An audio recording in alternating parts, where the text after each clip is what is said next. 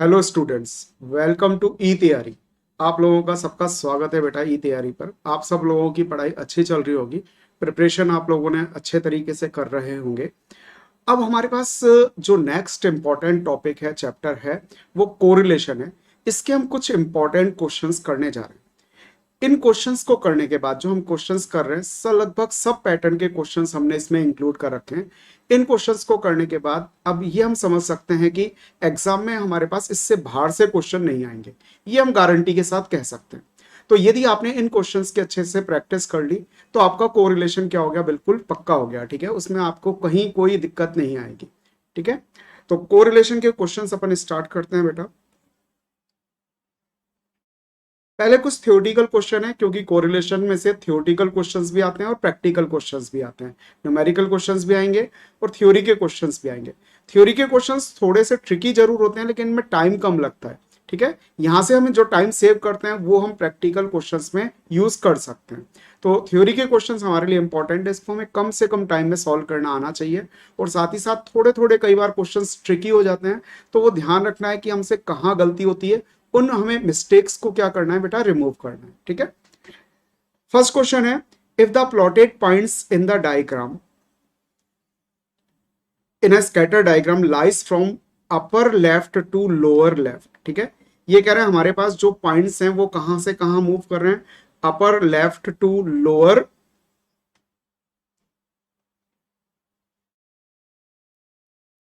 Right. ठीक है, इस तरीके से हमारे पास ये मूव कर रहे हैं।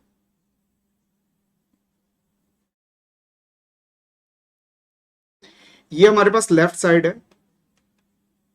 और ये कौन सा साइड है बेटा, राइट। तो लेफ्ट साइड में तो अपर साइड पर है, ठीक है ना, और लोअर साइड में कहां पर आ रहा है बेटा, राइट में लोअर साइड पर आ रहा है। तो ऐसे में कोरिलेशन जो होता है वो हमारे पास क्या होता है, नेगेटिव होता है। ठीक है ना, पॉइंट्स यदि हमारे पास इरेगुलर हैं, ऐसा कुछ कह नहीं रखा है, एक सीधी लाइन में आ रहे हैं, ठीक है ना, तो ये हमारे पास जो कोरिलेशन होता है बेटा, ये कैसा कोरिलेशन होता है, नेगेटिव कोरिलेशन होता है। ठीक है, तो हमारे पास आंसर हो जाएगा नेगेटिव। और यदि हमारे पास उल्टा होता है, ठीक है ना, हमारे पास ये अपर लेफ्ट की बजाय लोअर लेफ्ट से मूव कर रहे होते हैं, lower left to upper right. ठीक है, lower left to upper right मतलब ये इस डायरेक्शन में मूव कर रहे होते हैं, तो हम कहते हैं कि हमारे पास कोरिलेशन क्या होगा बेटा, पॉजिटिव होगा। ठीक है, ये सारा हम थ्योरी में सारी चीजें डिस्कस कर चुके हैं। ठीक है, ये आपका क्वेश्चन से रिवीजन हो जाएगा बेटा पूरा अच्छे तरीके से। If plotted point in a scatter diagram are evenly distributed, evenly distributed का मतलब क्या है कि हमारे पास सब जगह डिस्ट्रीब्यूटेड है, मतलब एक्स इंक्रीज हो रहा है तो हो सकता है वाई इंक्रीज हो जाए, हो सकता है एक्स डिक्रीज वाई डिक्रीज भी हो जाए। ठीक है ना, तो ये सब जगह आएगा हमारे पास इस तरीके से, इसको हम कह रहे हैं इवनली डिस्ट्रीब्यूटेड। यदि हमारे पास इवनली सारी डायरेक्शन में पॉइंट्स डिस्ट्रीब्यूटेड है स्कैटर डायग्राम के, तो हम कहेंगे हमारे पास कोरिलेशन क्या होता है बेटा, जीरो होता है। तो अपने पास जीरो कोरिलेशन क्या हो जाएगा, करेक्ट आंसर आ जाएगा। ठीक है बेटा,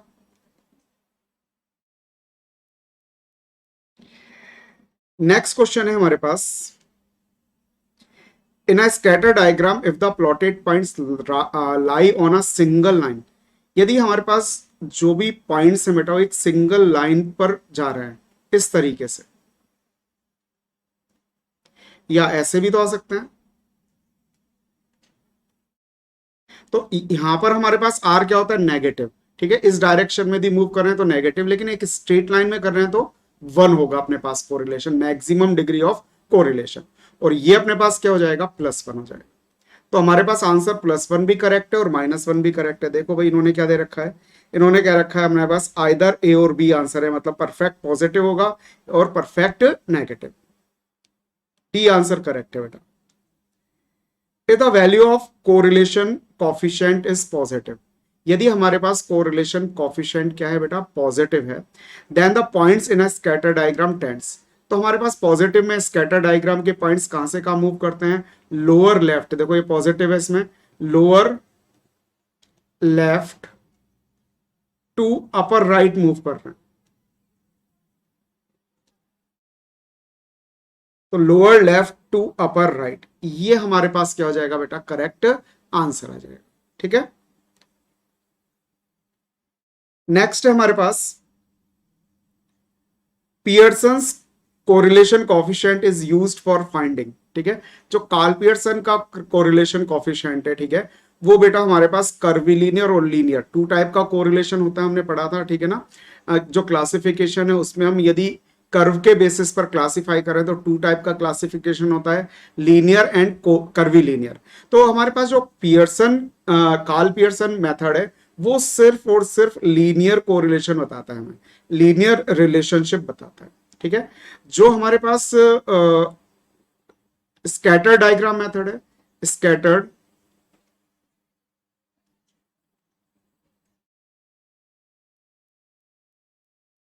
या फिर हमारे पास रैंक कोरिलेशन है स्पीयरमैन का, वो हमारे पास लीनियर भी बताते हैं और कर्वी लीनियर, दोनों के दोनों कोरिलेशन वो हमें बताते हैं बेटा, ठीक है।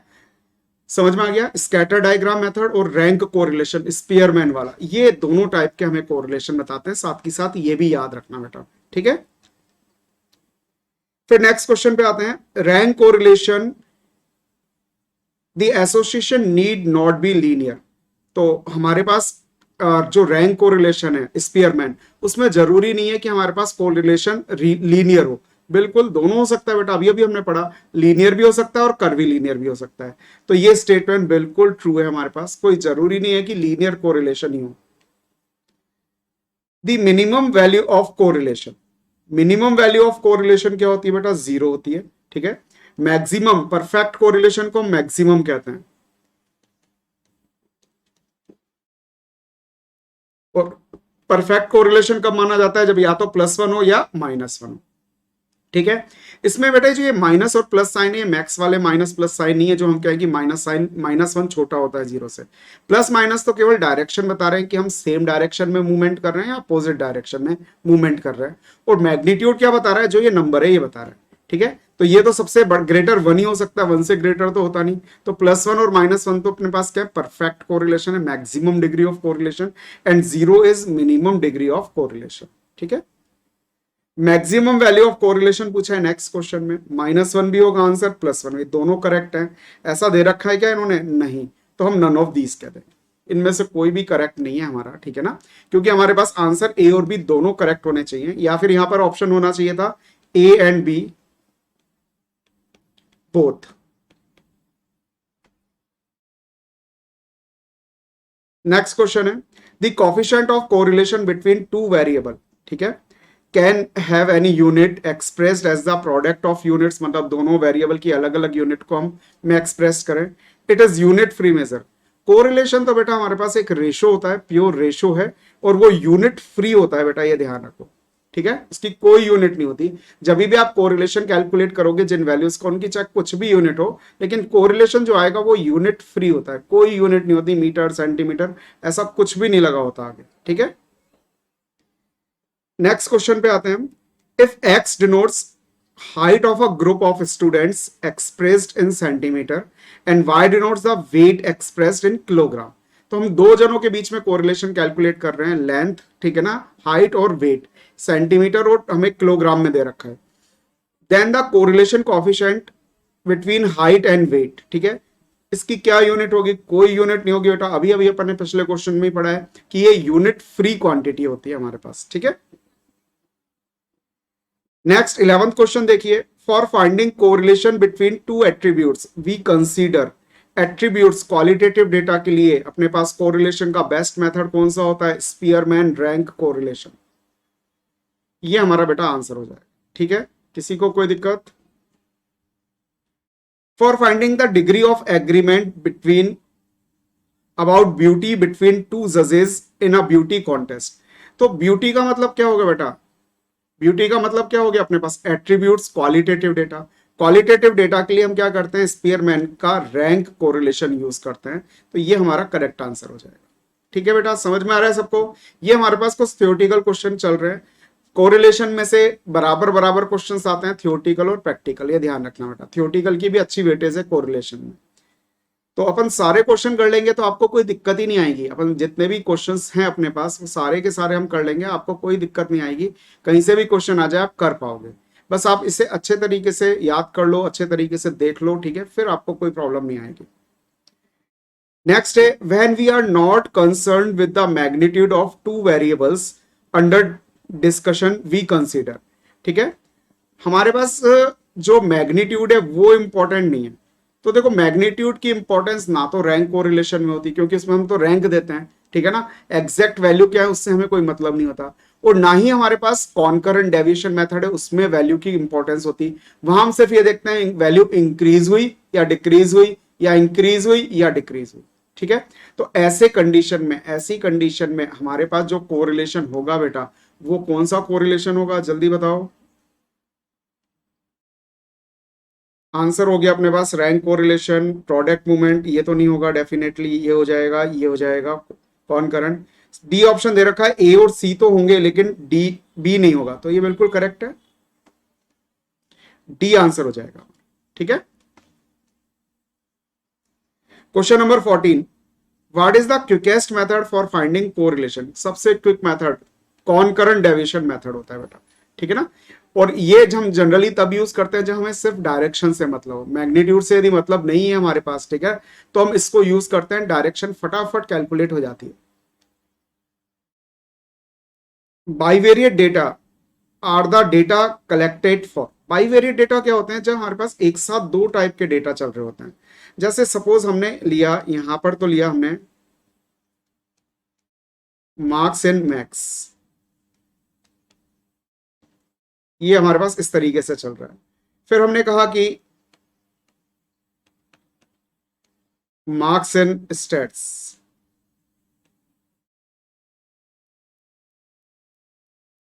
इस तरीके से हमारे पास कोई सीरीज है, ये 0 to 10, फिर 10 to 20, 20 to 30, यहाँ पे भी 0 to 10, 10 to 20, 20 to 30 and so on, और भी हो सकती है वैल्यूज।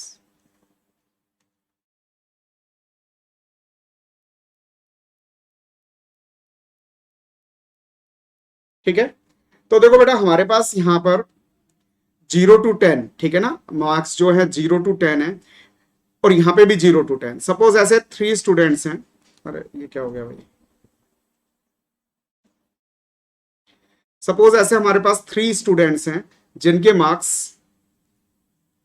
स्टेट्स में भी अपने पास 0 to 10 के बिटवीन है, और मैक्स में भी कितने हैं, 0 to 10 के बिटवीन है। ऐसे 5 स्टूडेंट्स हैं जिनके मार्क्स स्टेट्स में तो 0 to 10 है, लेकिन मैक्स में क्या है, 10 to 20। ऐसे 10 स्टूडेंट्स हैं जिनके मार्क्स स्टेट्स में तो क्या है, 0 to 10 है, लेकिन मैक्स में कितना है, 20 to 30 है। अब ये यहां पर आओ, ये सपोज 4 है, इसका 4 का मतलब क्या है, उसके मार्क्स जो है वो स्टेट्स में तो 10 to 20 और मैक्स में 0 to 10 है। तो ये हमारे पास जो 4 स्टूडेंट्स हैं, इसलिए एक साथ 2 वेरिएबल्स हैं को रिप्रेजेंट कर रहे हैं। ठीक है ना, तो एक साथ 2 वेरिएबल यदि हमारे 50 चल रहे हो, तो ऐसे वेरिएबल्स को हम क्या कहते हैं, बाइवेरिएट डेटा कहते हैं। ठीक है ना, तो अपने पास बाइवेरिएट डेटा क्या होगा, ये सेकंड ऑप्शन हो गया, 2 variable at the same point of same time of point. ठीक है ना, सेम पॉइंट ऑफ टाइम मतलब एक ही टाइम पर यदि 2 वैल्यू हमारे पास एक साथ वैरी हो रही है, तो वो हमारे पास क्या हो गया बेटा, बाइवेरिएट डेटा होगा, और ऐसी सीरीज को हम बाइवेरिएट सीरीज बोलते हैं। ठीक है, what are the limits of the correlation coefficient of concurrent deviation. ठीक है ना, कॉन्करेंट डेविएशंस की क्या लिमिट होती है, कोरिलेशन क्या हो सकता है, प्लस और -1 से, -1 से 0, 0 से +1, यानी बिटवीन -1 +1 बोल दिया। अब इन्होंने बिटवीन बोल दिया तो साथ में बोलना पड़ेगा लिमिट वैल्यूज इंक्लूसिव, मतलब जो अपने पास लिमिट वैल्यू है -1 और +1 वो भी इंक्लूड की जा रही है, वो भी इंक्लूड की जा रही है, तो ये हमारे पास करेक्ट ऑप्शन है। इसके बाद नेक्स्ट क्वेश्चन है हमारे पास, the two variables are known to be if movement on the part of one variable does not produce any movement of the other variable in particular direction। मतलब एक variation, एक variable में change हो रहा है तो दूसरे वेरिएबल में कोई चेंज नहीं हो रहा, कोई फर्क नहीं पड़ रहा, तो ऐसे कोरिलेशन को हम क्या कहते हैं, जीरो कोरिलेशन कहते हैं, यानी एब्सेंस ऑफ कोरिलेशन। और हम क्या कहेंगे कि ये जो वेरिएबल है वो आपस में अनकोरिलेटेड है, वो कोरिलेटेड नहीं है।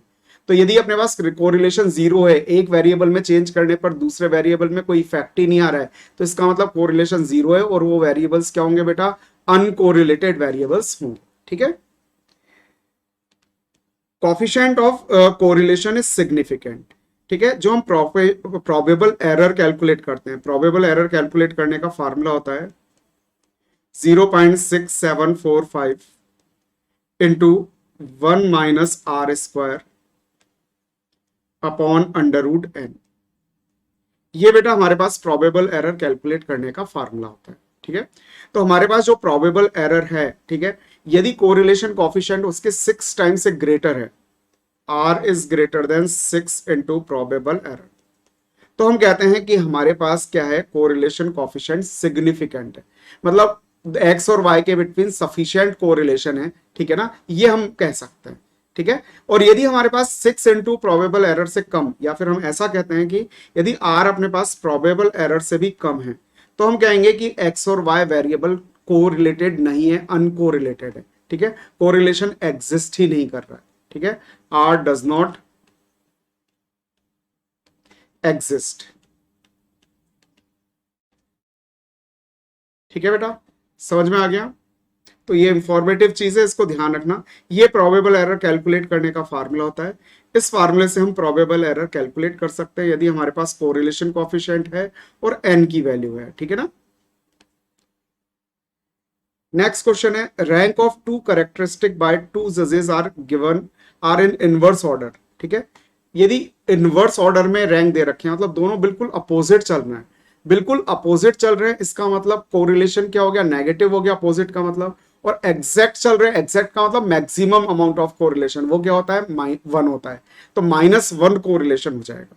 ठीक है, बिल्कुल अपोजिट, रिवर्स, रिवर्स के कारण क्या आ गया, माइनस साइन आ गया। ठीक है, और ये कह रहे हैं एग्जैक्ट अपोजिट चल रहे हैं। ठीक है ना, दोनों बिल्कुल एग्जैक्ट अपोजिट है, इसका मतलब क्या हो गया कि उनमें कोरिलेशन का जो अमाउंट है वो मैक्सिमम होगा, 1 होगा, और डायरेक्शन क्या है, माइनस है, तो -1 हमारा आंसर हो जाएगा।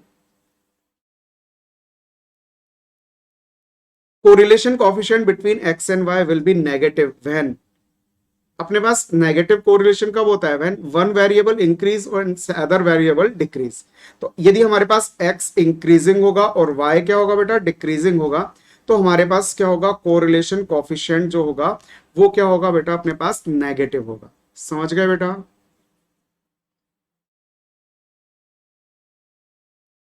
If p is the simple correlation coefficient the quantity p²। ठीक है, अपने पास यदि r कोरिलेशन है तो हम कहते हैं r² बेटा क्या होगा, कोएफिशिएंट ऑफ डिटरमिनेशन। ठीक है, तो यहां पर इन्होंने कह दिया कि कोरिलेशन p है, तो p² क्या होगा, कोएफिशिएंट ऑफ डिटरमिनेशन। और 1 - r² क्या होता है, कोएफिशिएंट ऑफ नॉन डिटरमिनेशन। ठीक है, in a Spearman's rank correlation coefficient the sum of the difference of ranks between variable shall be. ये कह रहे हैं हमारे पास जो हमने rx और ry जो हमारे पास रैंक है उसका जो हमने डिफरेंस कैलकुलेट किया, जिसको हम d से डिनोट करते हैं, इसका जो सम होता है बेटा वो हमेशा 0 होता है, ये आपको याद रखना।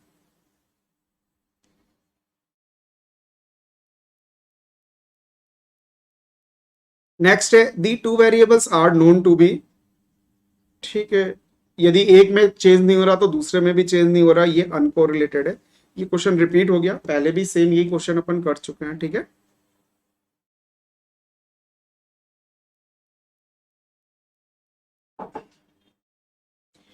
For finding the degree of agreement about beauty between two जजेस, रैंक कोरिलेशन। ठीक है, यदि हमें ब्यूटी कैलकुलेट करना है, मतलब ये अपने पास कौन सा कोरिलेशन हो गया, इनमें कौन सा वो हो गया, एट्रीब्यूट्स हो गए, एट्रीब्यूट्स के लिए हम क्या यूज करते हैं, रैंक कोरिलेशन यूज करते हैं। The correlation between height and intelligence, भैया बताइए हाइट और इंटेलिजेंसी के बीच में कोई रिलेशन होगा क्या बेटा। ठीक है, ऐसे तो वो खली है जो महाबली खली, ठीक है, वो इतना लंबा है, वो बहुत इंटेलिजेंट होना चाहिए। ठीक है, लेकिन ऐसा कोई जरूरी थोड़ी ना होता है। ठीक है ना, जरूरी थोड़ी ना, हाइट ज्यादा है तो अपने पास इंटेलिजेंसी भी ज्यादा होगी, तो कोई कोरिलेशन नहीं है, 0 हो गया। यदि हाइट और वेट पूछते तो उसमें रिलेशनशिप होता है बेटा, जैसे जैसे हाइट इंक्रीज होती है हमारी बोन्स भी इंक्रीज होती है, और मैक्सिमम जो हमारा वेट होता है वो होता है ड्यू टू बोन्स। ठीक है ना, तो अपने पास हाइट जैसे जैसे इंक्रीज होती जाएगी वैसे वैसे वेट भी क्या होता जाएगा, इंक्रीज, तो पॉजिटिव कोरिलेशन। ठीक है,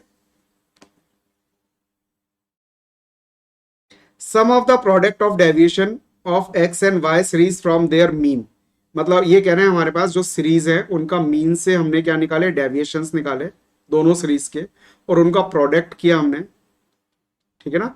डेविएशंस का क्या किया बेटा, प्रोडक्ट किया, जो मीन से डेविएशन निकाले, ये रहा मीन, ठीक है, और इसका हमने सम किया।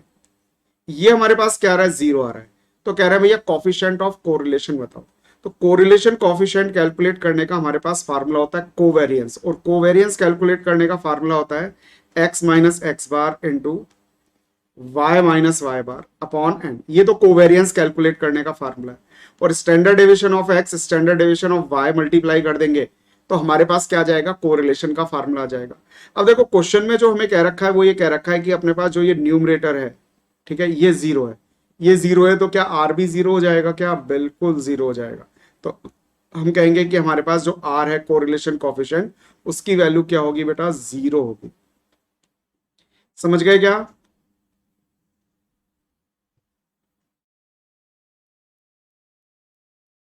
The coefficient of correlation between r and x y when, ठीक है, ये सारी वैल्यूज दे रखी है बेटा आपको। तो अपने पास r क्या होता है, covariance of x y upon standard deviation of x into standard deviation of y। ये माइनस का 16.5 है covariance of x y. Standard deviation of x, ये आपको वेरिएंस ऑफ x दे रखा है, तो स्टैंडर्ड डेविएशन बेटा इसका अंडर रूट हो जाएगा 2.89। वेरिएंस का अंडर रूट क्या होता है बेटा, स्टैंडर्ड डेविएशन होता है। Standard deviation is equal to under root of variance. और अपने पास जो दूसरा है उसका भी क्या हो जाएगा, अंडर रूट 100 हो जाएगा, ठीक है। तो अब इसको सिंप्लीफाई कर लो बेटा फटाफट।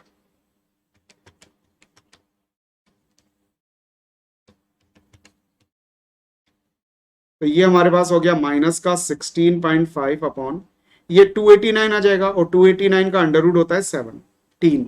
तो 16.5 में आप 17 का डिवाइड कर दो बेटा, कितना आ रहा है, -0.97।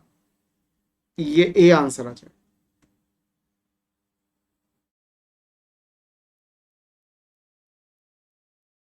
फिर अपने पास है question number 28। The covariance between two variables x and y is 8.4. Their variance 25 and 36. Correlation coefficient calculate करना है, r equals to covariance upon standard deviation। variance यदि 25 है तो standard deviation 25 का अंडर रूट 5 हो जाएगा। variance 36 है तो बेटा standard deviation क्या हो जाएगा, 6 हो जाएगा। सॉल्व कर लो अपने पास 8.4, इसमें बेटा किसका डिवाइड करोगे, 6 5 30, तो ये 0.28 आ जाएगा। ये तो बिल्कुल इजी क्वेश्चन हो गया। क्वेश्चन नंबर 29 देखिए बेटा, covariance of two variables x and y is 25। Variance दे रखा है आपको, ठीक है, ये तो कैलकुलेट कर सकते हैं अपन, वही सेम क्वेश्चन हो गया। r इक्वल्स टू 25, वेरिएंस 36 है तो स्टैंडर्ड डेविएशन 6 हो जाएगा, वेरिएंस 25 है तो स्टैंडर्ड डेविएशन 5 हो जाएगा। तो 25 डिवाइडेड बाय कितना है, 30, तो ये 0.833 ये आ जाएगा। ठीक है बेटा, ये तो छोटे छोटे से क्वेश्चंस थे अपने पास। If the covariance between two variables is 20, their variance of one variable is 16। Variance यदि हमारे पास 16 है तो स्टैंडर्ड डेविएशन, पहले वाले वेरिएबल को हम x मान लेते हैं, ये अंडर रूट 16 यानी कि 4 हो गया। कोवेरियंस ऑफ एक्स वाई अपन को दे रखा है बेटा 20, ठीक है। तो ये कह रहे हैं कि what would be the variance of other, ठीक है, जो दूसरा वेरिएबल है उसका वेरिएंस क्या होगा, ठीक है, जो दूसरा वेरिएबल है उसका वेरिएंस क्या होगा, ये आपको कैलकुलेट करके बताना। तो हमारे पास कोरिलेशन का फार्मूला क्या होता है, covariance of x y upon standard deviation of x, ठीक है, स्टैंडर्ड डेविएशन ऑफ वाई। ये आपको दे रखा है इन्होंने 20, स्टैंडर्ड डेविएशन ऑफ एक्स 5 है, ये अपने पास क्या है मालूम नहीं है, तो ये 5 upon standard deviation of y हो जाएगा। अब देखिए बेटा, जो अपने पास r है कोरिलेशन कोएफिशिएंट, वो तो ग्रेटर देन 1 होता है हमेशा, ठीक है। आर की वैल्यू क्या होती है बेटा, ग्रेटर देन 1 होती है अपने पास, ठीक है, 1 से छोटी नहीं हो सकती। तो इसका मतलब आपके पास आर की वैल्यू या तो 1 होगी। आर 1 कब होगा, जब आपके पास जो स्टैंडर्ड डेविएशन ऑफ वाई है बेटा, ठीक है, इसकी वैल्यू क्या हो, 5 हो, तब तो 1 हो जाएगा। और इसकी वैल्यू यदि 5 से ग्रेटर है तो आर अपने पास क्या हो जाएगा, लेस देन 1 हो जाएगा। और स्टैंडर्ड डेविएशन ऑफ वाई यदि 5 से छोटा हो गया तो आर 1 से ग्रेटर हो जाएगा, जो कि पॉसिबल ही नहीं है। तो हम यहां पर कहेंगे कि हमारे पास जो स्टैंडर्ड डेविएशन ऑफ वाई है, it should be greater than equals to 5। और बोथ साइड स्क्वायर कर देंगे तो वेरिएंस आ जाएगा, स्टैंडर्ड डेविएशन का स्क्वायर क्या हो गया, variance of y, it should be greater than equals to 25।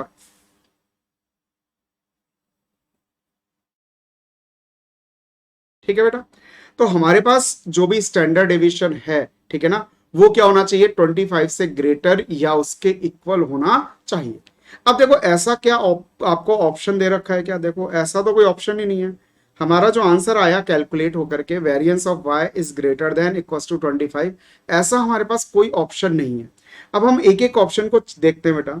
ये कह रहे हैं हमारे पास लेस देन 10 होना चाहिए वेरिएंस। लेस देन 10 का मतलब तो क्या हो गया, 10, 9, 8, 7, डेसिमल में भी हो सकता है, जरूरी नहीं इंटीजर हो, ठीक है।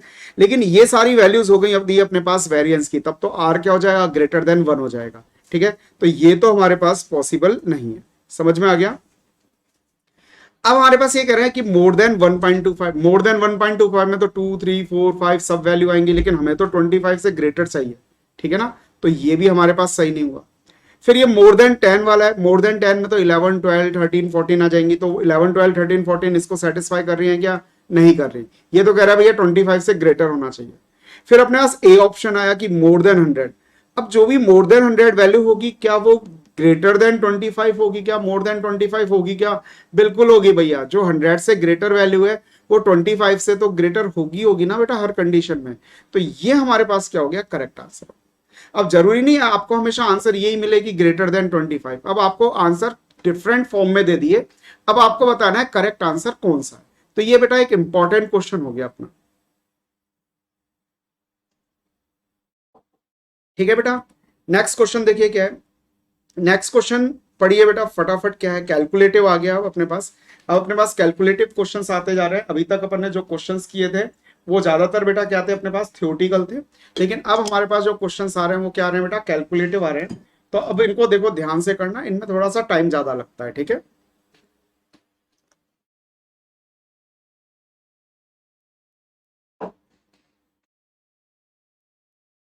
यस, नेक्स्ट क्वेश्चन है, ये कह रहे हैं हमने 200 और 150 को क्या लिया, एज्यूम्ड मीन लिया।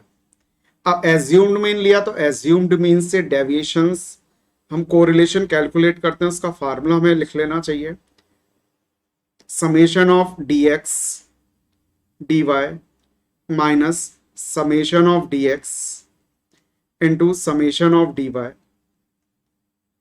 अपॉन n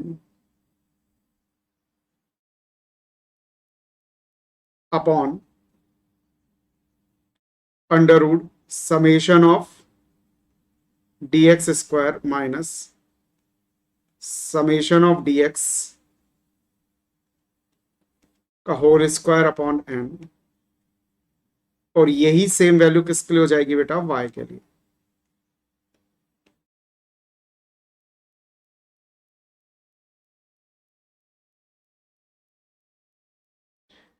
अब हमें सारी वैल्यूज इन्होंने दे रखी है, समेशन ऑफ dx दे रखा है 13, समेशन ऑफ dx स्क्वायर दे रखा है 267, समेशन ऑफ dy दे रखा है, समेशन ऑफ dy स्क्वायर दे रखा है, और समेशन ऑफ dx dy ये भी आपको गिवन है बेटा, ठीक है। तो कैलकुलेट कर लो आर की वैल्यू, सारी वैल्यूज पुट कर दो, 3943 माइनस 13 इंटू 42, कितने ऑब्जर्वेशन है बेटा, 11, एन की वैल्यू 11 दे रखी है, ठीक है, upon under root summation of d x square, d x square की वैल्यू है 2667 minus summation of d x, summation of d x है अपने पास कितना बेटा, 13, 13 का square upon 11 into under root 394 sorry ये वैल्यू गलत पुट कर दिया अपन ने। Summation of y square, summation of d y square है 6964 minus summation of d y है 42 इसका स्क्वायर अपॉन 11। अब इसको हम सिंप्लीफाई कर लेते हैं बेटा, ठीक है। सिंप्लीफाई कर लो, न्यूमरेटर को सिंप्लीफाई करो पहले बेटा। 13 इंटू 42,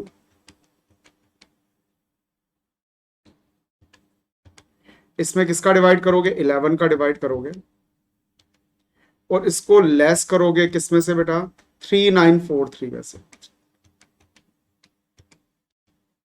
तो ये हमारे पास आ रहा है 3893.3636 एंड सो ऑन।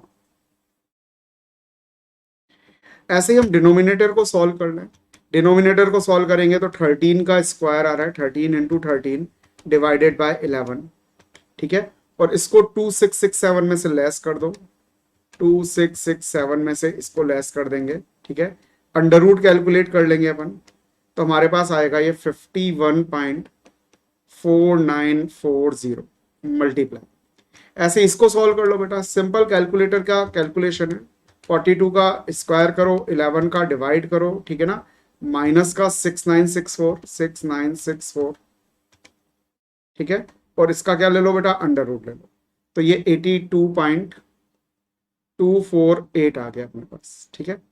अब इनको सॉल्व कर लो बेटा, फटाफट सॉल्व करके बताओ क्या आ रहा है।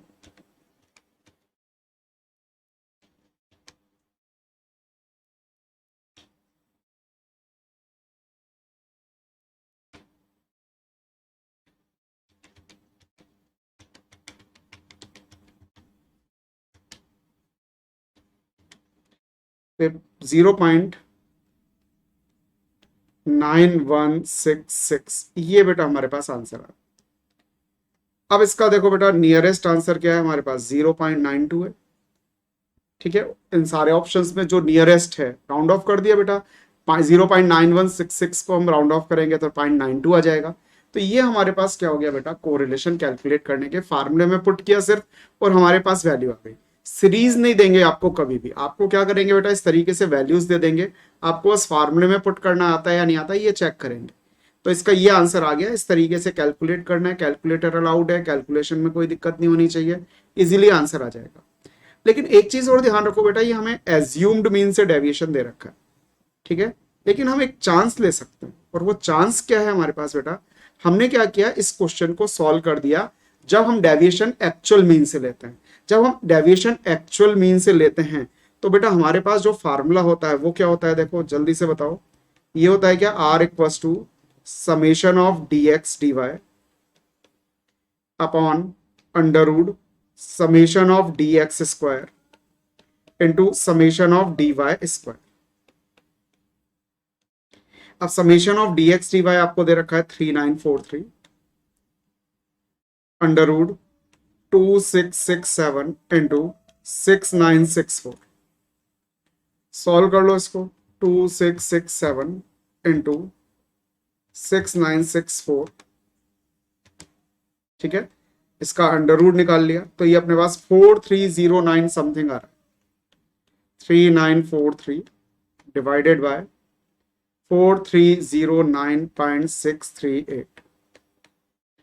इसमें डिवाइड कर दो 3943 का, ठीक है,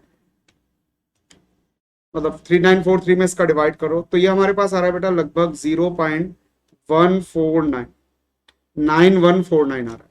देखो नियरली इक्वल आ रहे हैं ना।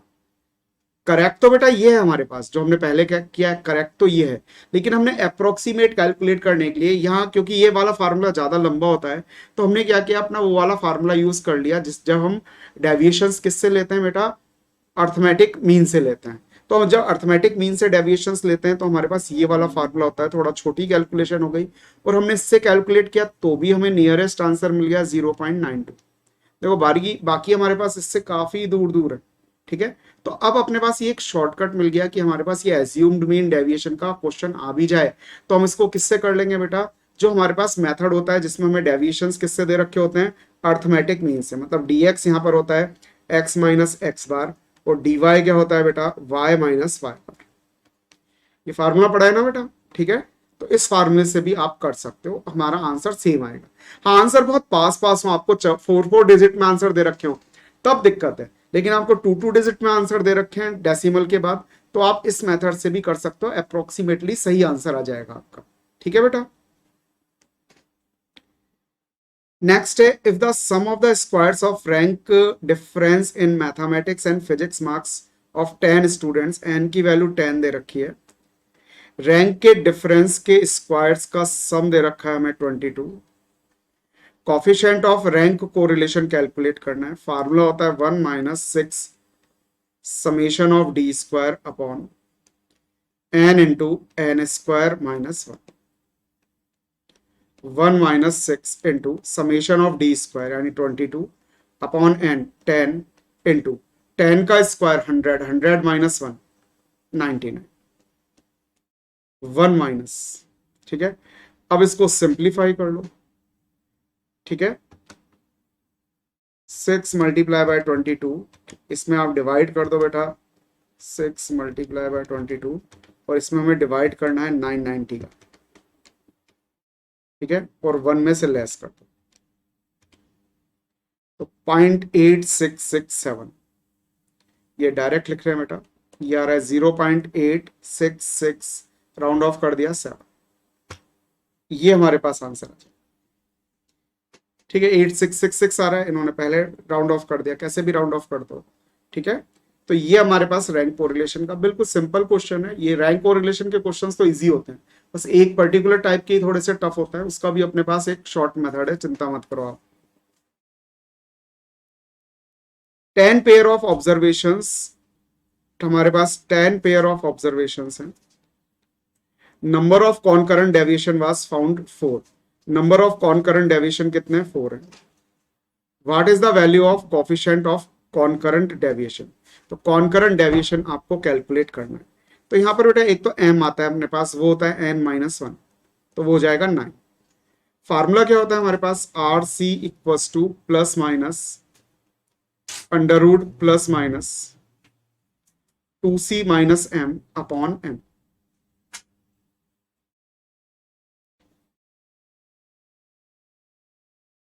Plus minus under root plus minus 2c यानी 2 इंटू 4 माइनस m कितना है 9, अपॉन क्या हो जाएगा 9। अब इसको सॉल्व कर लेते हैं बेटा, 8 माइनस 9, 8 माइनस 9 क्या होगा, -1 अपॉन 9। अब हमारे पास देखो बेटा, ये वाली जो वैल्यू है ये क्या है, ये नेगेटिव आई है ये। ठीक है ना, ये वैल्यू नेगेटिव आने से क्या है कि ये जो वैल्यू नेगेटिव है, तो अंडर रूट के अंदर तो अपन नेगेटिव छोड़ते नहीं है वैल्यू। ठीक है ना, तो हमें क्या बनाना पड़ेगा, इसको पॉजिटिव बनाना पड़ेगा। इस वैल्यू को, नेगेटिव वैल्यू को हमें पॉजिटिव बनाना पड़ेगा, तो हम क्या करें, यहाँ पर ये नेगेटिव साइन ले लें, नेगेटिव इंटू नेगेटिव क्या हो जाएगा, प्लस हो जाएगा, और बाहर भी क्या लेते हैं, फिर हम नेगेटिव साइन लेते हैं, तो माइनस इंटू माइनस -1/9, तो ये अपने पास क्या जाएगा, माइनस माइनस प्लस का 1/9 हो जाएगा, और प्लस के 1/9 का अंडर रूट क्या हो जाएगा, 1/3।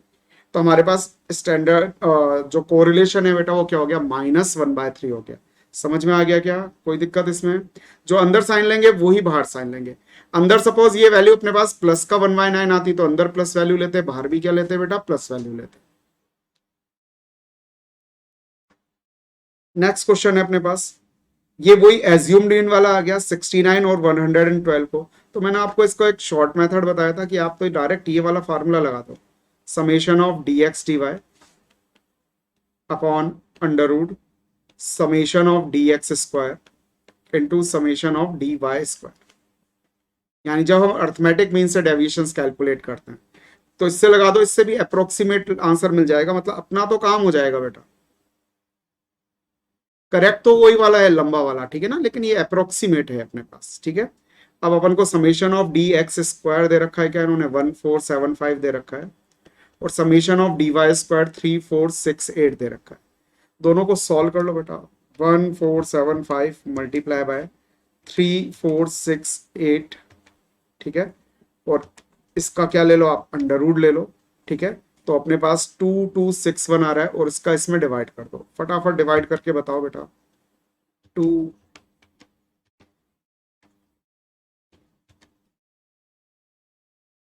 0.9355 आ रहा है।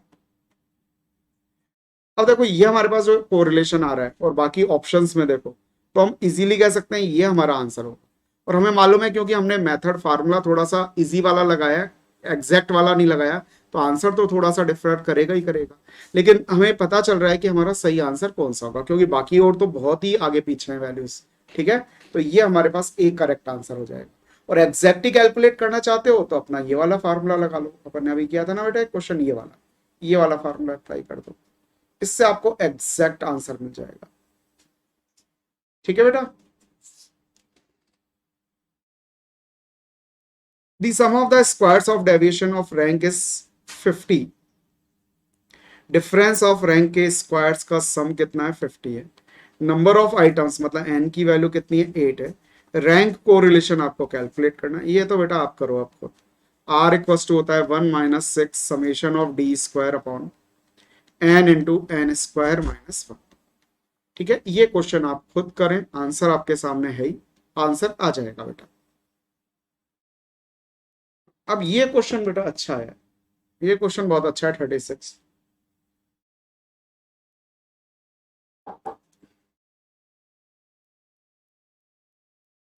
if the rank correlation coefficient between marks in management and mathematics for a group of students is 0.6 and the sum of the squares of difference of rank is 66 number of students। ठीक है, ये भी अपने पास ठीक ठाक है question. हमें formula तो वही अप्लाई करना है, r equals to 1 minus 6 summation of d square upon n into n square minus 1। अब हमारे पास जो r है, ठीक है, वो दे रखा है इन्होंने 0.6, 1 minus 6 into summation of d square, summation of d square, ठीक है ना, ये आपको दे रखा है बेटा इन्होंने 66। एन की वैल्यू क्या है वो हमें कैलकुलेट करनी।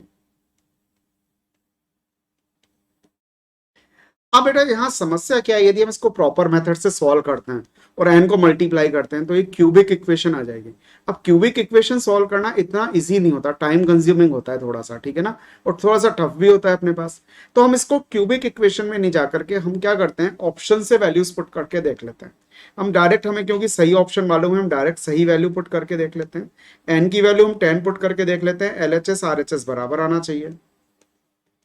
10 पुट करेंगे तो 10 इंटू 10 स्क्वायर 100, 100 माइनस 199। अब आप फटाफट इसको सॉल्व करके देखो बेटा।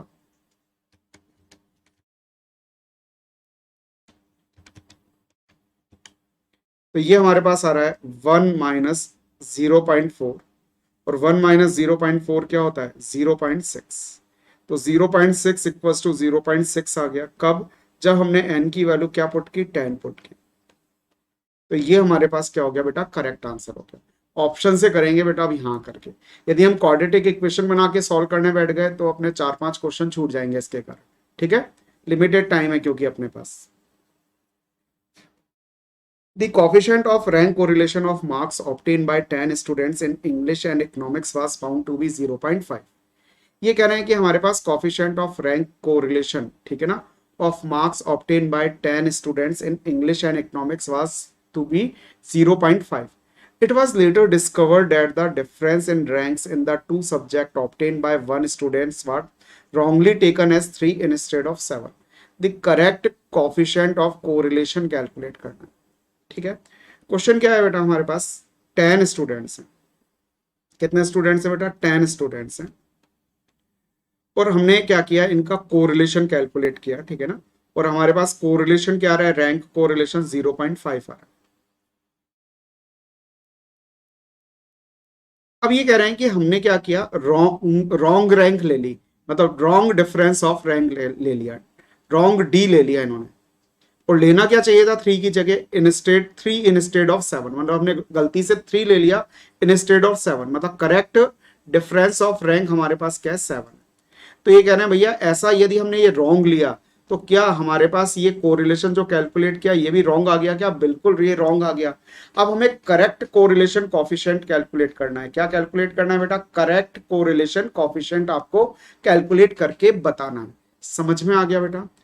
अब कैसे करेंगे इस क्वेश्चन को, ध्यान से देखो। हमारे पास कोरिलेशन कोएफिशिएंट कैलकुलेट करने का जो फॉर्मूला है, ठीक है, वो क्या है बेटा? R equals to 1 - 6 summation of d square into n square -1। ये हमारे पास क्या है बेटा? रैंक कोरिलेशन कैलकुलेट करने का फॉर्मूला, ठीक है। अब हमारे पास देखो ध्यान से, यहां पर हमारे पास रैंक कोरिलेशन की यदि हम रॉन्ग वैल्यू पुट कर रहे हैं, ये रॉन्ग वैल्यू है ना 0.5, तो इसकी हम रॉन्ग वैल्यू पुट कर रहे हैं 0.5, तो हमारे पास आ जाएगा 1 - 6। तो हमारे पास समेशन ऑफ डी स्क्वायर की भी रॉन्ग वैल्यू आएगी,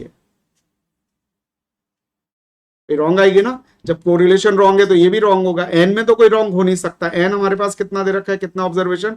10 ऑब्जर्वेशन दे रखे हैं, तो ये 10 इंटू 10 स्क्वायर -1 मतलब 99 आ जाएगा ये, ठीक है। तो अब हमारे पास इस वैल्यू को इधर की साइड ले आओ, 6 into wrong summation of d square upon 990 equals to 1 - 0.5। 0.5 को उधर ले गए, इसको इधर लिया, क्रॉस डिवाइड कर चेंज कर लिया अपन ने। अब wrong summation of d square ये हो जाएगा 0.5 बचा, 1 - 0.5 में से अपने पास करेंगे तो 0.5 बचेगा, और 990 को क्रॉस मल्टीप्लाई कर दो। 990 को हमने क्रॉस मल्टीप्लाई कर दिया, 0.5 इंटू 990 495 आ गया हमारे पास। Wrong summation of d square क्या आ गया बेटा? 495 आ गया।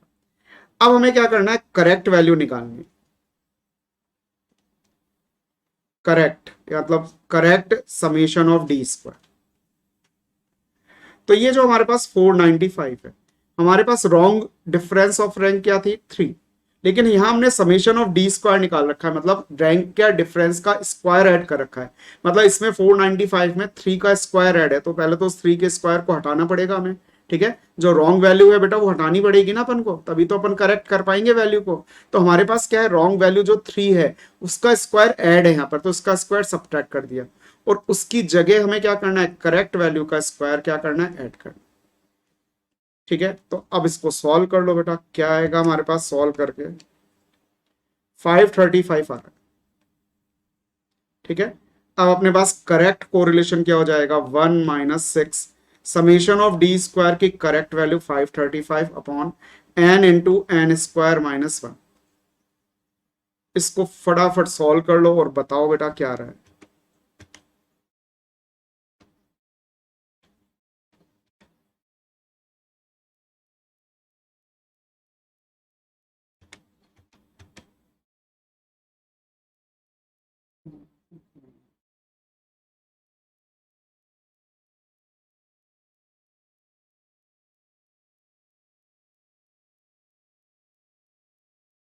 एक गड़बड़ कर दी बेटा, ये अपन ने 6 तो यूज ही नहीं लिया, 6 का डिवाइड भी तो लगेगा।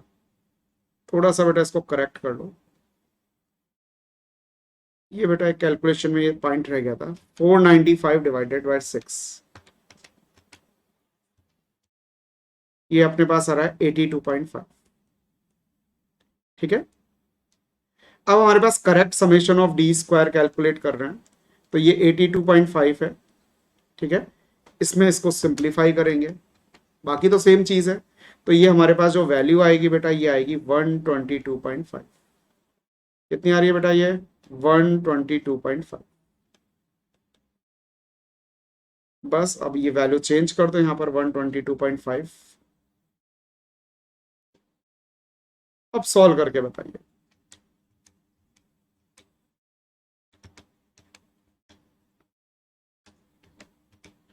तो ऐसा करने पर हमारे पास आ रहा है 0.2575, यानी कि हम कह सकते हैं नियरली इक्वल टू 0.26। ये आंसर आ जाएगा। ये देख लो बेटा, अच्छा क्वेश्चन है, ये इंपॉर्टेंट क्वेश्चन है,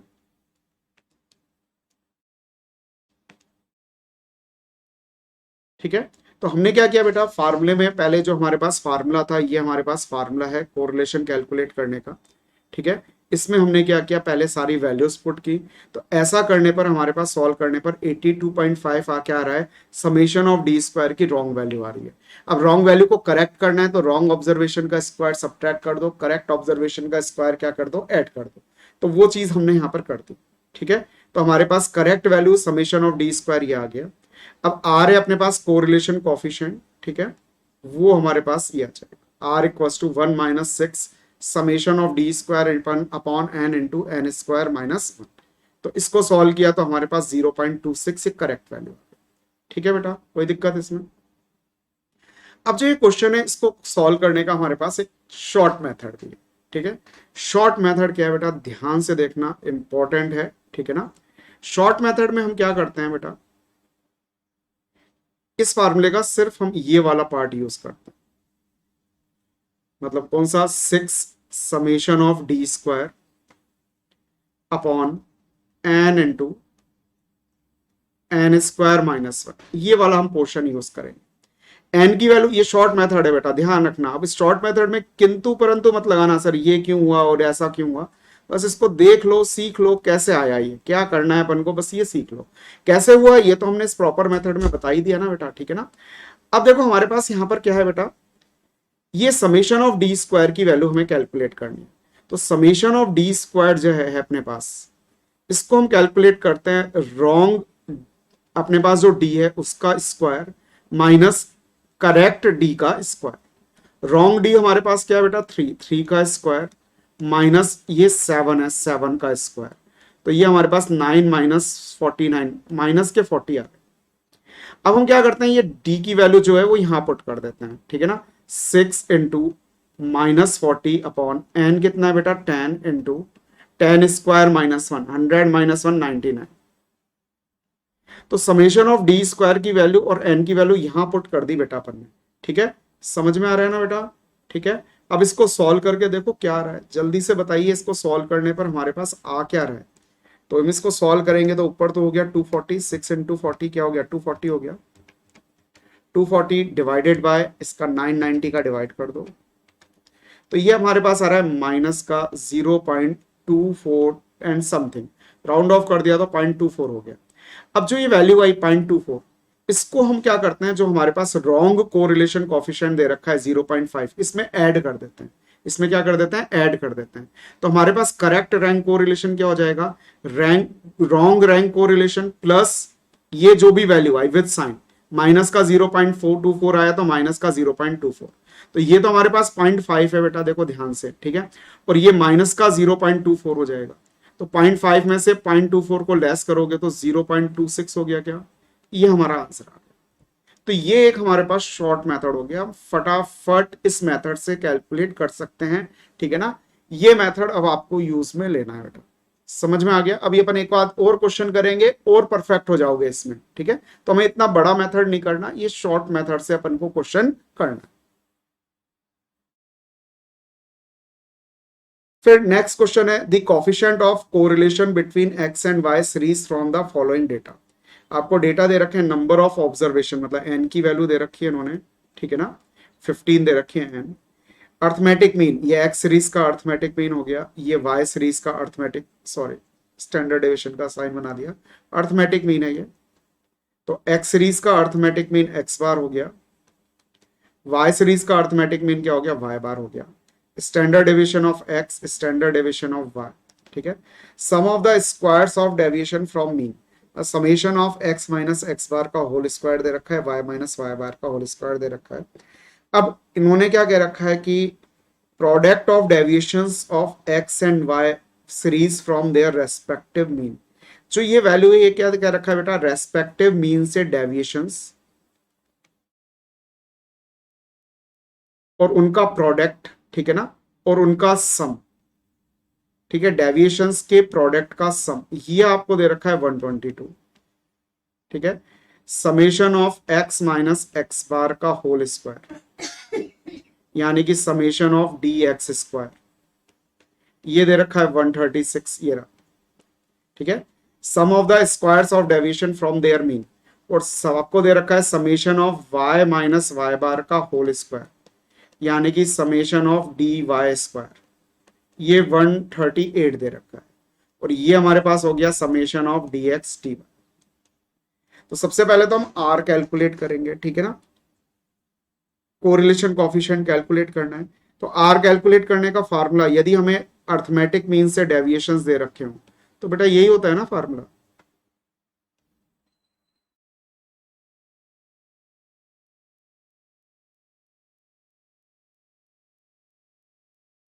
वैल्यू पुट कर दो 122 equals to under root of 136 into 138। तो 136 इंटू 138, ठीक है, इसका अंडर रूट निकाल लो, 136 पॉइंट समथिंग आ रहा है, और 122 में इसका डिवाइड कर दो, तो ये हमारे पास आ जाएगा 0.890। ये आंसर आएगा। देखो ऐसा कोई आंसर है क्या? बिल्कुल है, ए। तो अब हमें फार्मूले में इतनी सारी वैल्यूज दे रखी हैं, अर्थमेटिक मीन वगैरह, वो हमारे काम नहीं आ रहे तो कोई बात नहीं, कोई जरूरत नहीं है, ठीक है ना। जो जो वैल्यूज काम में आ रही हैं उसको हम यूज में ले लेंगे, ठीक है बेटा। तो ये हमारे पास क्वेश्चन हो गया 38। 39 क्वेश्चन पे आइए। द रैंक ऑफ 5 पार्टिसिपेंट्स दे रखी हैं, ठीक है ना, और आपको रैंक कोरिलेशन निकालना है, ठीक है। तो ये हम यहीं पर कर लेते हैं बेटा, रैंक दे रखी है, ये हमारे पास हो गया आर एक्स और ये हो गया आर वन। तो हम डी कैलकुलेट कर लेते हैं, डी स्क्वायर ही कर लेते हैं डायरेक्ट। इनका डिफरेंस क्या आएगा अपने पास? -4 आएगा, -4 का स्क्वायर 16। ये डिफरेंस क्या आएगा हमारे पास? माइनस का 2 4 हो गया, ये 0 हो गया, 2 का स्क्वायर 4 और ये 4 का square 16। Summation of d square, जल्दी से बताइए भाई कितना हो गया? 40 हो गया। तो हमारे पास आर जो होता है वो क्या होता है? 1 - 6 summation of d square upon n. N कितना है बेटा? 5 ऑब्जर्वेशन, एन स्क्वायर यानी कि 5 माइनस 5 का स्क्वायर -1 24 आ जाएगा। तो 6 4 जा 24 हो गया, 4 5 जा 20 होता है, तो ये 2 आ जाएगा। 1 - 2 यानी कि -1 आंसर। ये हमने सॉल्व कर लिया, कोई टाइम नहीं लगा। लेकिन बेटा इस क्वेश्चन को सॉल्व करने की जरूरत ही नहीं थी। क्यों जरूरत नहीं थी? देखो रैंक बिल्कुल अपोजिट चल रही है, एग्जैक्टली अपोजिट चल रही है। 1 2 3 4 5 था और ये 5 4 3 2 1 है, बिल्कुल जस्ट अपोजिट चल रहा है। मतलब अपोजिट चल रहा है तो -1 को, सॉरी, अपोजिट चल रहा है तो नेगेटिव कोरिलेशन होगा, और जस्ट अपोजिट चल रहा है एग्जैक्ट, मतलब 100% रिलेशनशिप है, तो मैग्नीट्यूड क्या होगा? -1। तो हम डायरेक्ट कह सकते हैं कि हमारा आंसर क्या होगा बेटा? -1 होगा। समझ गए क्या? ठीक है। नेक्स्ट क्वेश्चन हमारे पास देखो बेटा, रैंक क्या है?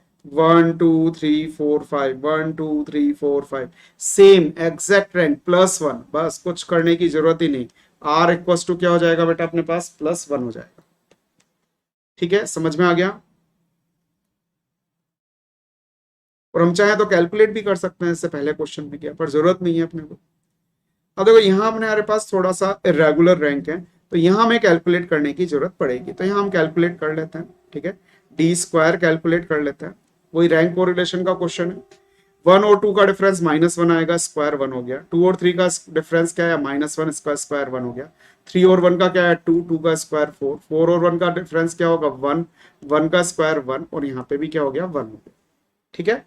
तो हमारे पास समेशन ऑफ डी स्क्वायर कितना हो गया? 4 और 4 8। तो अपने पास आर हो जाएगा 1 - 6 summation of d square upon n into n square -1। N कितना है? 5, एन स्क्वायर 25 -1 24। तो 8 3 जा ये कैंसिल हो गया, 3 2 जा 1 - 2.5, 2.2/5, 2/5 का मतलब 0.4, और 1 में से 0.4 लेस करेंगे 0.6। ये हमारा आंसर आ गया। 3 कॉम्पिटिटर्स हैं, रैंक उन्होंने दी है जजेस ने। आर एक्स आपको दे रखी है 1 2 3, आर वाई दे रखा है बेटा 3 2 3 1। तो डी स्क्वायर कैलकुलेट कर लो, 1 का स्क्वायर 1 हो जाएगा, यहाँ 1 का स्क्वायर 1, यहाँ 2 का square 4। Summation of d square कितना हो गया? 6। तो रैंक को रिलेशन क्या हो जाएगा? 1 - 6 इंटू 6 अपॉन एन। एन कितना बेटा? 3, 3 इंटू 3 का स्क्वायर 9 -1 8 आ गया। अब इसको सॉल्व कर लो बेटा, ठीक है। 36 डिवाइडेड बाय 24, तो ये 1 माइनस 1.5 आया, तो माइनस का 0.5 क्या हो गया हमारा आंसर, ए आंसर हो जाएगा। if coefficient of correlation between two variable x and y is 0.46, find the coefficient of correlation between x and y by 2। ये आपको बेटा कैलकुलेट करके बता, ठीक है। अब ये प्रॉपर्टी बेस्ड क्वेश्चंस आ रहे हैं हमारे पास, बहुत इंपॉर्टेंट होते हैं प्रॉपर्टी बेस्ड क्वेश्चंस, ठीक है, और बहुत पूछे भी जाते हैं बेटा, ठीक है, ये ध्यान रखना।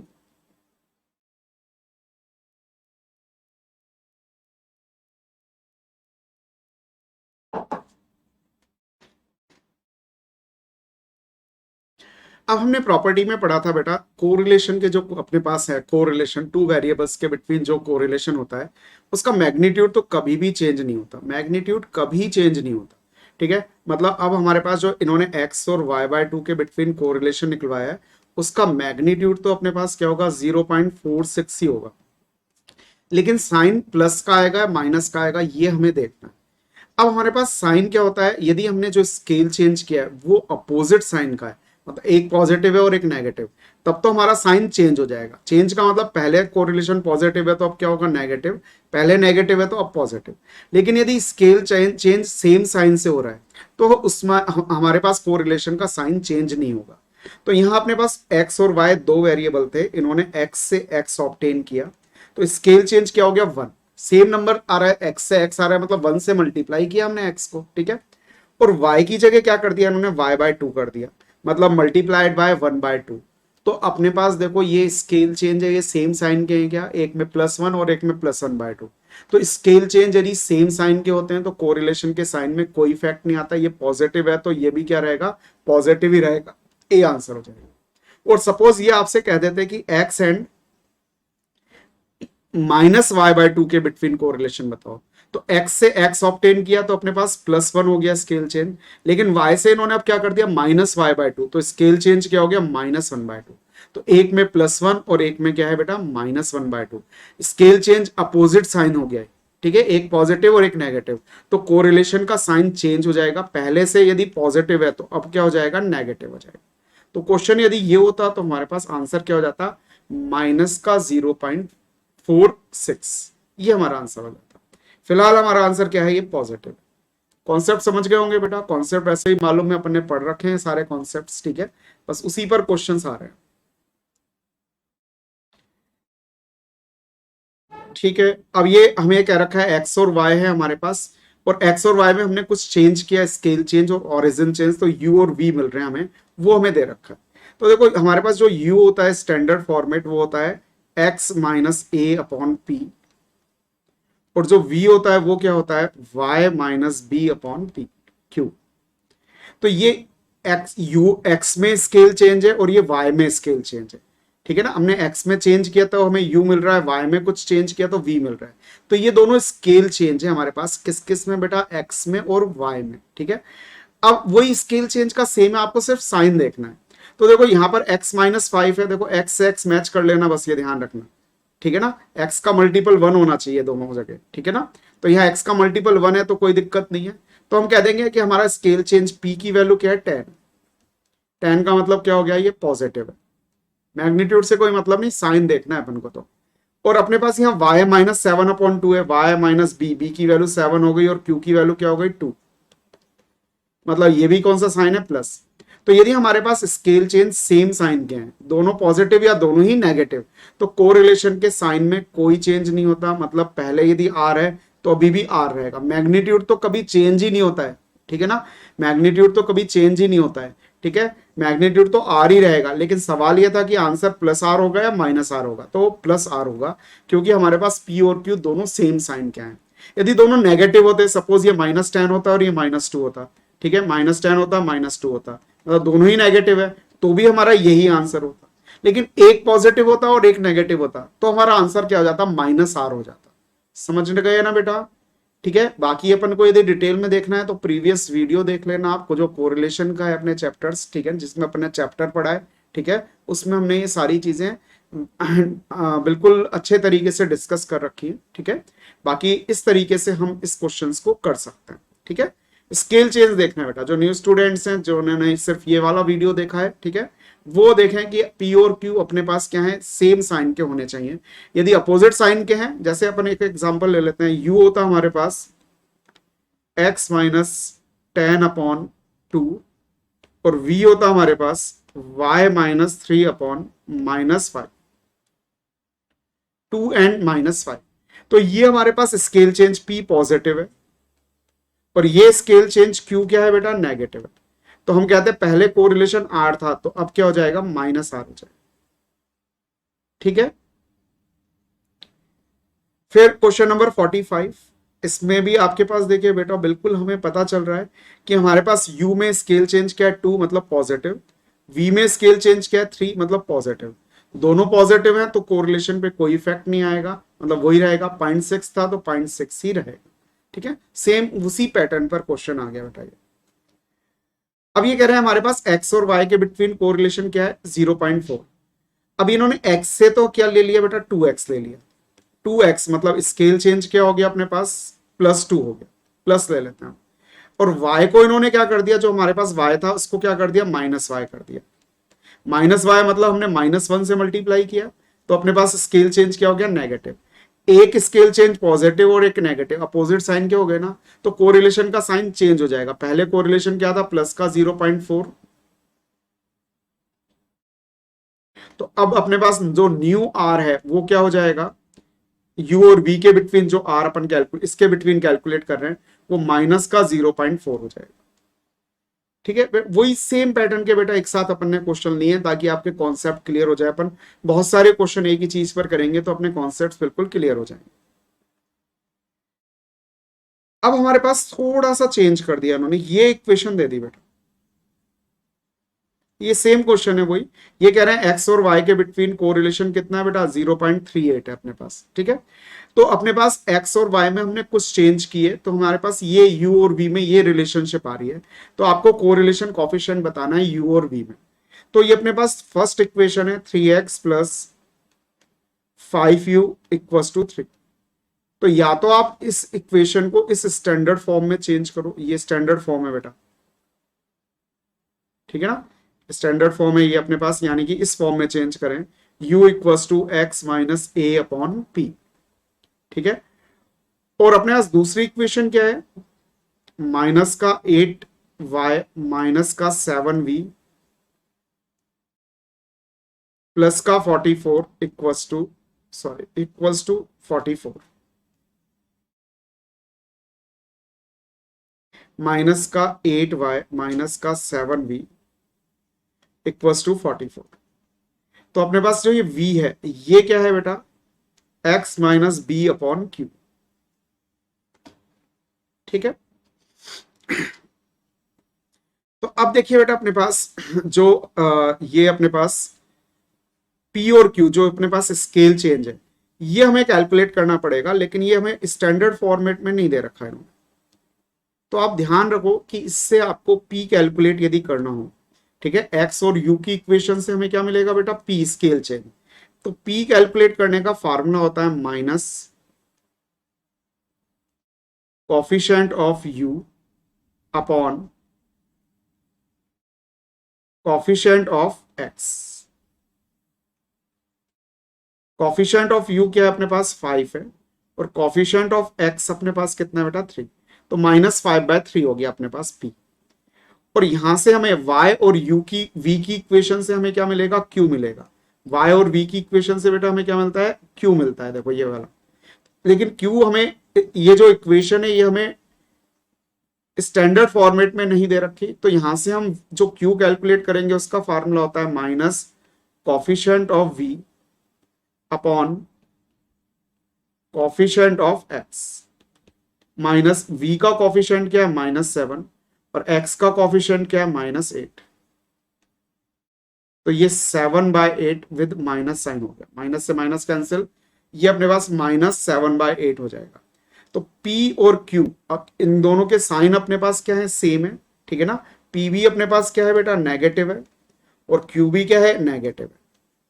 तो हमारे पास जो कोरिलेशन है उसमें साइन चेंज नहीं होगा।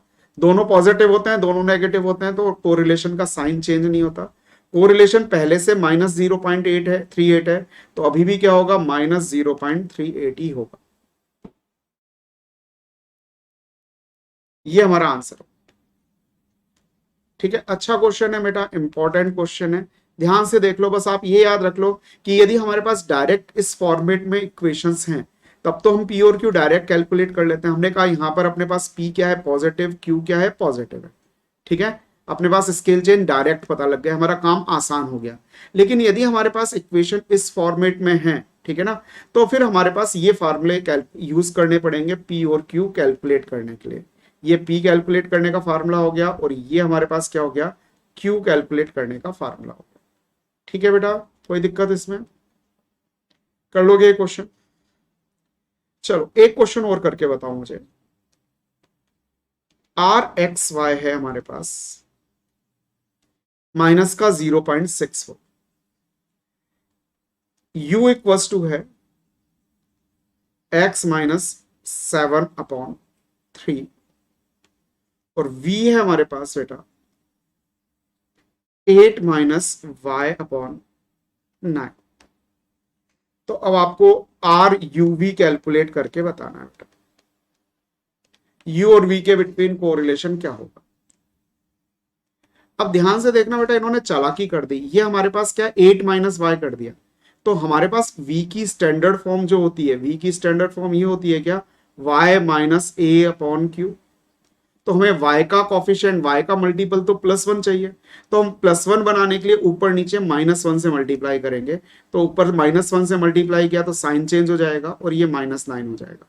मतलब अब आपके पास जो u में स्केल चेंज है ये तो पॉजिटिव है, p तो पॉजिटिव है, और जो v में स्केल चेंज है वो नेगेटिव।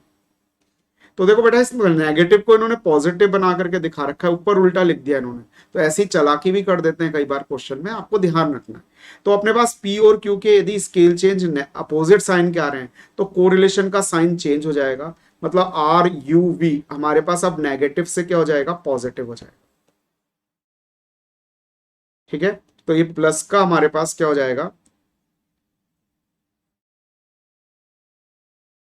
0.64, ये हमारा आंसर हो। ठीक है, तो बस इतने ही तरीके के क्वेश्चन बनते हैं, सारे क्वेश्चन कर लिए बेटा अपन ने। ठीक है, अब इसमें आपको कोई दिक्कत नहीं आएगी। ठीक है, तो अब आपने यदि ये वीडियो देख लिया तो आपको कोरिलेशन में तो कोई दिक्कत आएगी नहीं, सब तरीके के क्वेश्चन अपन ने कर लिया, अब आप इजीली कर सकते हो। कॉफिशिएंट ऑफ कोरिलेशन दे रखा है और कॉफिशिएंट ऑफ डिटर्मिनेशन पूछा है। कॉफिशिएंट ऑफ डिटर्मिनेशन होता है r² -0.23 का होल स्क्वायर, माइनस का स्क्वायर प्लस हो जाएगा, और 0.3 का स्क्वायर करोगे तो 0.09 आएगा। The coefficient of correlation between two variable is 0.6, then the percentage of variation unaccounted for. ठीक है, तो हमारे पास बेटा क्या है, कोरिलेशन कोफिशिएंट कितना है, 0.6 है। ठीक है, तो अब आपको क्या कैलकुलेट करना है, percentage of variation unaccounted. Percentage of variation unaccounted होता है बेटा कॉफिशिएंट ऑफ नॉन डिटर्मिनेशन। ठीक है ना, इसका मतलब क्या है बेटा, कॉफिशिएंट ऑफ नॉन डिटर्मिनेशन।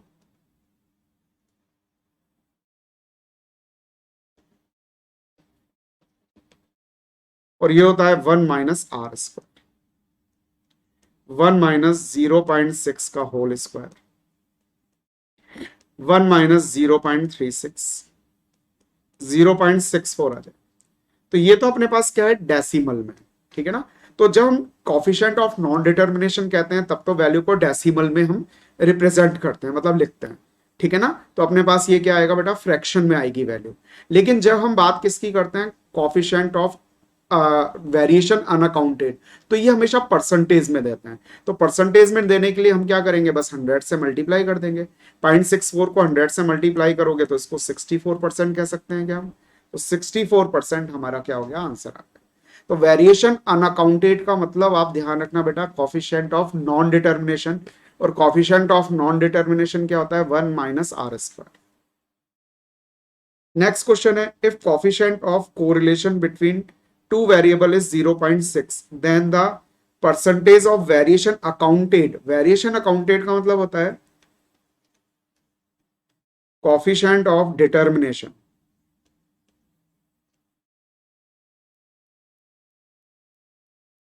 मतलब आर स्क्वायर, मतलब 0.6 का स्क्वायर 0.36, और परसेंटेज में लिखेंगे तो 36%। ठीक है बेटा।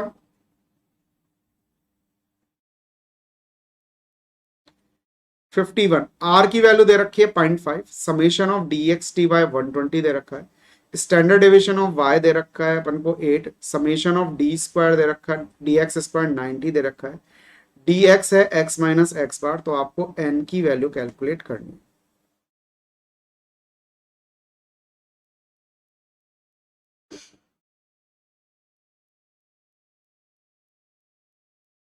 ठीक है भाई, यहां में जो ये डी एक्स है ये एक्स माइनस एक्स बार है, ये कह रखा है डेविएशन फ्रॉम अर्थमेटिक में। तो कोरिलेशन का एक कोवेरियंस वाला फार्मूला है अपने पास, बेसिक मेथड। उसमें कोवेरियंस का फार्मूला होता है summation of x minus x bar into y minus y bar, यानी summation of d x into d y upon n into standard deviation of x into standard deviation of y. अब देखो आपको यहां पर इन्होंने standard deviation of x तो नहीं दे रखा, स्टैंडर्ड डेविएशन ऑफ वाई दे रखा है। तो क्या बेटा मैं इसको ऐसे लिख सकता हूं क्या, summation of d x t Y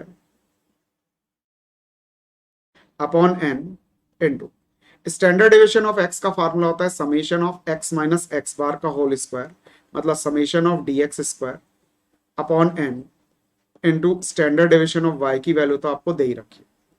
ठीक है बेटा। अब बोथ साइड हम स्क्वायर कर दें, यदि ध्यान से देखो तो ये आर स्क्वायर इक्वल टू क्या हो जाएगा, summation of d x d y का whole square upon n into n square हो जाएगा, एन भी नहीं, summation of d x square under root हट जाएगा और ये एन बचेगा, और इंटू सिग्मा वाई स्क्वायर, एक एन से एक एन कट गया। ठीक है। तो अब देखो ध्यान से, हमें एन कैलकुलेट करना है, तो इस एन को, एक एन बचा ना बेटा अपने पास, इसको तो यहां ले गए हम, और बाकी वैल्यूज को हमने summation of d x d y, ये हमें दे रखा है कितना बेटा 120, 120 का स्क्वायर यानी 120 into 120 upon summation of d x square, summation of d x square क्या है 90, स्टैंडर्ड डेविएशन ऑफ वाई का square, standard deviation of y हमें दे रखा था ना बेटा 8, 8 का स्क्वायर 64, और ये आर नीचे लिया आर का स्क्वायर, आर 0.5 दे रखा है, तो हम इसका स्क्वायर करेंगे तो क्या हो जाएगा बेटा 0.25 हो जाएगा, ये आर स्क्वायर है बेटा। अब सॉल्व कर लो इसको, जल्दी से सॉल्व करके बताओ बेटा कितना आ रहा है। 120 का स्क्वायर करेंगे अपन, ठीक है, divided by 90 divided by 64 divided by 0.25,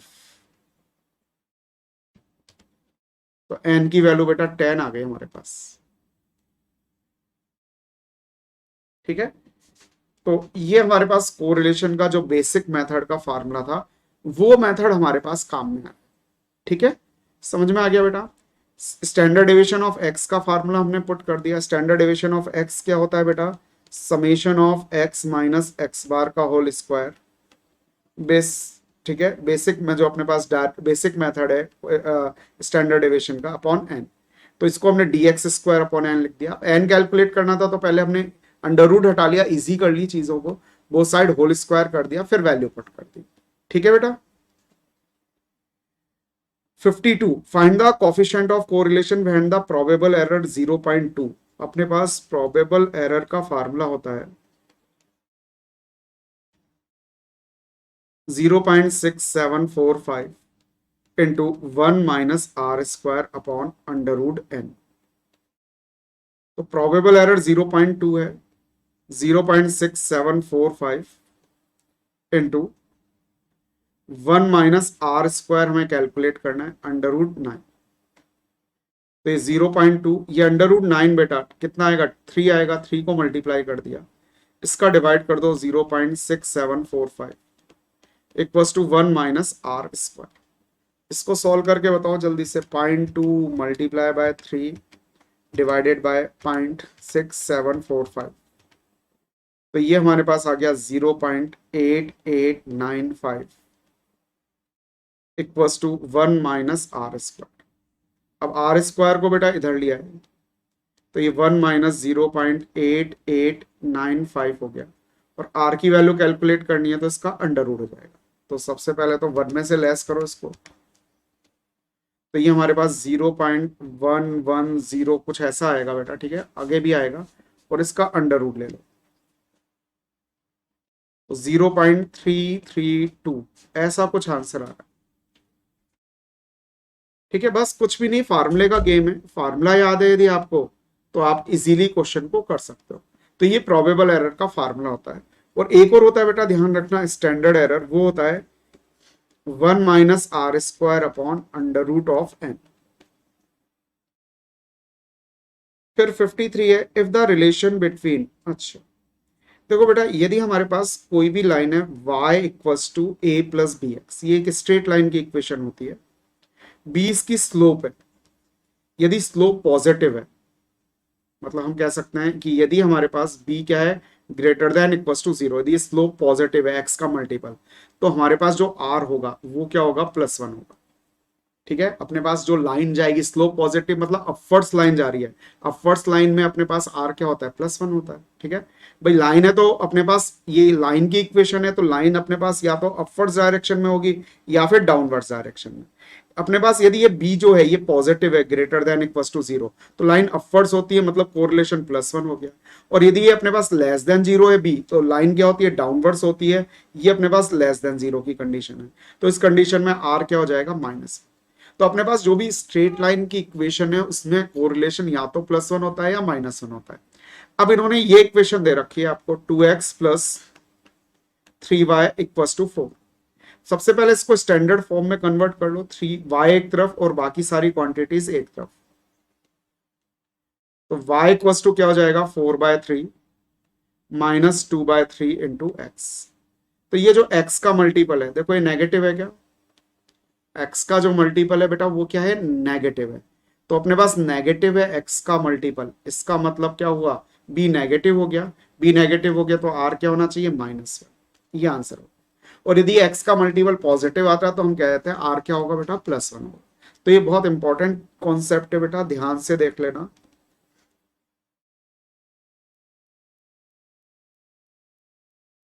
अब आपको ये कोरिलेशन कैलकुलेट करना है। अब इसमें ध्यान से देखो बेटा, इसको हम वैसे भी कर सकते हैं फार्मूले से भी, लेकिन बहुत लंबा प्रोसेस है, ये लॉजिक से ही हो रहा है क्वेश्चन। ये हमारे पास मिड पॉइंट दे रखा है, इसके लेफ्ट साइड में देखना, x की वैल्यू -3 है, फिर माइनस का 1.5 हुई।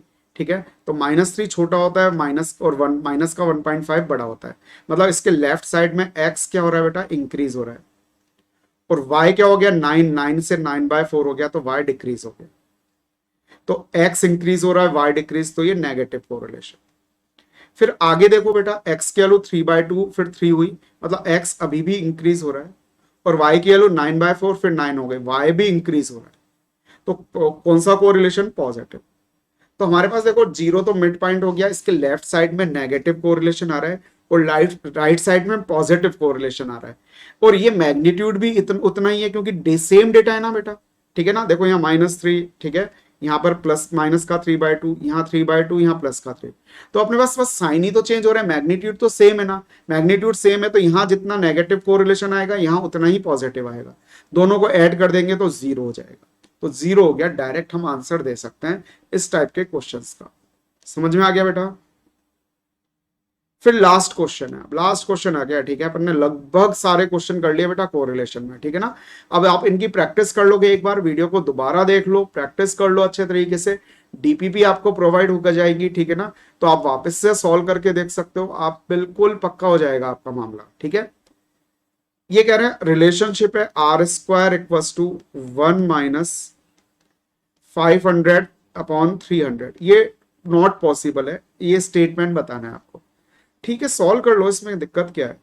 हमने 300 एलसीएम ले लिया, तो ये 300 माइनस 500 हो गया, तो ये -200 अपॉन 300 हो गया।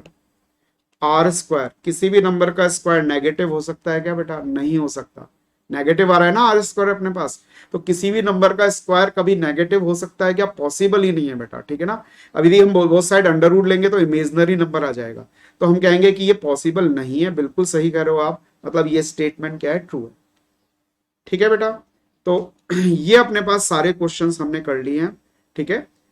तो कोरिलेशन में आज इतना ही करते हैं, नेक्स्ट वीडियो में हम रिग्रेशन करेंगे, ठीक है ना। तब तक के लिए आप इसको अच्छे तरीके से कंप्लीट कर लीजिए। ओके बाय बेटा।